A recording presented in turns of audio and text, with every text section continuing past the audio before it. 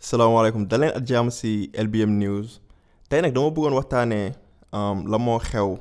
ak situation Cheikh Modou Kara bi su nekkee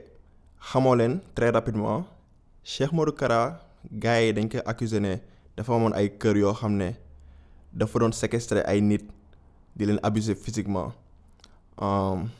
gars yu bëri nee nañ état bi gouvernement bi xamoon na ko mais compte temps yi rek la gouvernement bi door a am ay problème ak Cheikh Modou Kara parce que Cheikh Modou Kara peut-être daf leen doon critiquer moo tax gouvernement bi commencé arrêté leen yóbbu leen prison wala affaire yooyu bugg leen yóbbu prison dans tous les cas dans tous les deux cas su nekkee lu ñuy accuser Kara c'est vrai dafa war a dem kaso dafa war a dem prison mais état Sénégal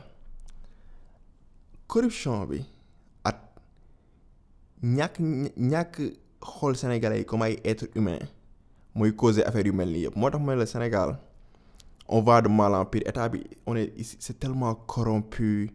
ils sont pas patriotiques ils s'en foutent des sénégalais wala seen bien-être donc malheureusement affaire yi dina am te lii mosoo ko dégg Sénégal mais on va de mal en pire moo tax mu trouver nécessité créer groupe bi parce que LBM News soo xoolee du lii du chaîne YouTube bu ñuy waxtaan ay affaire kase genre news kase lii chaîne la boo xam ne moom mooy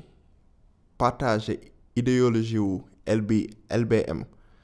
mooy lu ñu bokk moom benn groupe la boo xam ne dañ ko créer pour ñun ñi sénégalais yi yoo xam ne ñu ni xalaat même chose ñoo xam ne on aime le pays on est fier d'être sénégalais dañoo bëgg liggéeyal Sénégal pour non seulement combattre pauvreté bu nekk Sénégal ak situation bi mais aussi finalement mun a nekk puissance mondiale parce que on a tout ce qu'il faut ici dans le pays lu ñu soxla rek mooy organisation commencer liggéey mais tant qu'on a des traîtres et des voleurs yoo xam ne ñoo nekk ci gouvernement bi ak am ay poste politique yu baax ci gouvernement bi ñoom di partager wu gâteau boo xam ne mooy Sénégal tant que ñu ni fii du ñu mun a changer dëkk bi donc il faut su nekkee yow affaire bi intéressé na la bul fàtte nga abonné wu ci chaîne bi mais non seulement loolu mais demal nga follow ñu Instagram ak Twitter ak su nekkee dana bëgg joindre suñu groupe WhatsApp parce que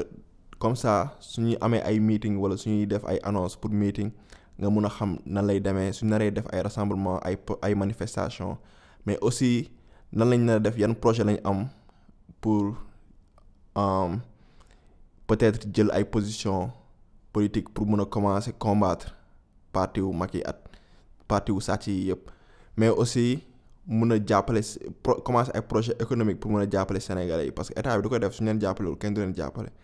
donc on a tellement de projets mais balaa ñu mën a lancer wu carrément on est